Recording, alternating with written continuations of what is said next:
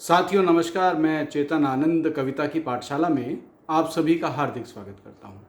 नए रचनाकारों को ध्यान में रखते हुए ये कविता की पाठशाला अनवरत 2 वर्षों से चल रही है।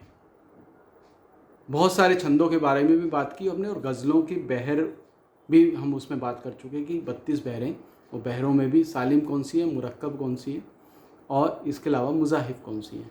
ये सब बहरों पर हमने बात की और हम बात कर रहे हैं आजकल गज़लों के ऐब कौन कौन से हैं या काव्य दोष कविता के कौन कौन से हैं।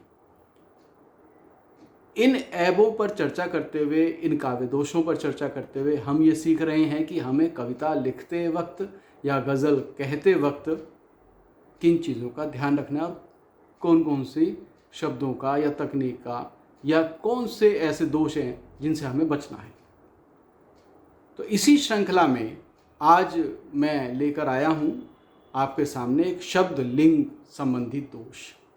शब्द लिंग संबंधी यानी हमारे अदब में, उर्दू अदब में और हिंदी साहित्य में 2 ही तरह के लिंग माने गए हैं, स्त्रीलिंग और पुल्लिंग। अब अगर स्त्रीलिंग और पुल्लिंग शब्दों के साथ या उनके वाक्यों के साथ अगर उसके अनुकूल क्रिया का हम इस्तेमाल नहीं करते हैं तो वहाँ दोष उत्पन्न हो जाता है। मान लीजिए कहीं शब्द तो स्त्रीलिंग है और उसका वाक्य बनाते हुए हम पुल्लिंग क्रिया का अगर प्रयोग कर देते हैं तो वहाँ दोष आ जाता है। इसके उलट अगर पुल्लिंग शब्द है और वाक्य का निर्माण करते हुए क्रिया अगर स्त्रीलिंग हम ले लेते हैं तो वहाँ भी दोष आ जाता है। तो इस दोष से बचना है। ये ज़्यादातर दोष वैसे आते हैं आंचलिक प्रभाव से। आंचलिक प्रभाव क्या होता है? हम जिस परिवेश में रहते हैं या जिस क्षेत्र में रहते हैं या जिस घर में रहते हैं वहाँ उस शब्द का के साथ कौन सी क्रिया लगती है या किस तरह के वाक्य का प्रयोग किया जाता है, ये महत्वपूर्ण होता है। अब जैसे पूर्वांचल की तरफ उधर जाते हैं या मध्य प्रदेश की तरफ जाते हैं तो वहाँ पर पवन शब्द जो है वहाँ स्त्रीलिंग के रूप में प्रयोग किया जाता है और पश्चिमी उत्तर प्रदेश में पवन को पुल्लिंग के रूप में प्रयोग किया जाता है कि पवन चलता है और उधर पवन चलती है। फर्क आता है। ऐसी गुस्सा शब्द है तो गुस्सा आती है, कोई कहता है गुस्सा आता है।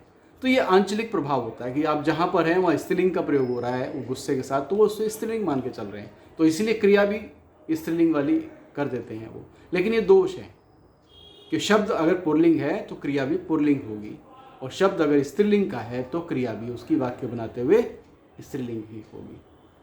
मेरे गुरुदेव डॉक्टर कुंवर बेचन जी ने अपनी पुस्तक गज़ल का व्याकरण, जो बहुत मशहूर पुस्तक है उनकी, और नए रचनाकारों के लिए हमेशा ही वो एक मार्गदर्शक के रूप में उभर के सामने आई है।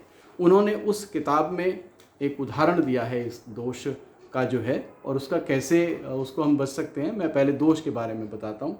उसमें उन्होंने लिखा है, ढल रही है रात, कि ढल रहा है रात, दिन उगा है आज। अब ढल रहा है रात, अब रात क्या है? रात है स्त्रीलिंग, लेकिन ढल रहा क्रिया क्या आ गई? पुल्लिंग। तो यहाँ ये दोष आ गया। इसको क्या करेंगे हम? ढल रही है रात, उग रहा है दिन, तो हम सही बिल्कुल जाएंगे। तो ये छोटी छोटी बारीक बातें हैं, ये दोष है बारीक सा, लेकिन बारीक दोष कितना बड़ा जो है आपके भीतर सामने के लिए एक संदेह पैदा कर देता है कि आप कितने जानकार हैं। तो ये सोचने का विषय है। बात छोटी है, दोष बारीक है, और बारीक दोष सामने वाले को चुभता है। जैसे हम खाना खाते हैं, दाल खा रहे होंगे ना, बीच में कंकड़ आ जाएगा। अगर दाल खाते खाते स्वादिष्ट दाल है लेकिन कंकड़ आ जाए तो सारी स्वादिष्ट दाल बेकार लगने लगती है। इसी तरह से ये दोष भी ना उस कंकड़ की तरह से ही है।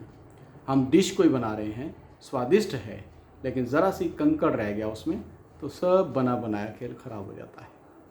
तो इसी तरह से गज़ल कहना या कविता लिखना ये भी अपने आप में एक डिश है जिसको हम अच्छी तरह से सजाकर बनाकर सामने वाले के सामने प्रस्तुत करते हैं। अगर उस डिश में कहीं थोड़ी बहुत कमी रह गई या कंकरी सी रह गई तो सामने वाला उसे खाने से इनकार कर देगा। तो बस दोष भी उस कंकरी के जैसे हैं जो दाल में आ जाते हैं, उसे हमें दूर करना है। तो जानकारी से ही दूर होंगे। तो ये जानकारी आपके काम आएगी कि अगर शब्द लिंग संबंधी दोष दूर करने हैं तो स्त्रीलिंग वाले शब्द के साथ क्रिया भी स्त्रीलिंग की होगी और पुल्लिंग वाले शब्द के साथ क्रिया पुल्लिंग लगाइएगा, तभी हमारे वाक्य मजबूत, आकर्षक और दूसरे तक पहुंचने वाले होंगे, बोधगम्य होंगे। ठीक है, तो आज के लिए इतना ही। अगली बार फिर किसी नए ऐप पर चर्चा करेंगे। तब तक मैं चेतन आनंद आपसे विदा लेता हूँ। वीडियो पसंद आए तो कृपया इसको लाइक करें, इस पर कमेंट करें, इसको सब्सक्राइब करें और नए रचनाकार, आगे 2 नए रचनाकारों को शेयर भी करें। ठीक है, बहुत बहुत धन्यवाद। नमस्कार।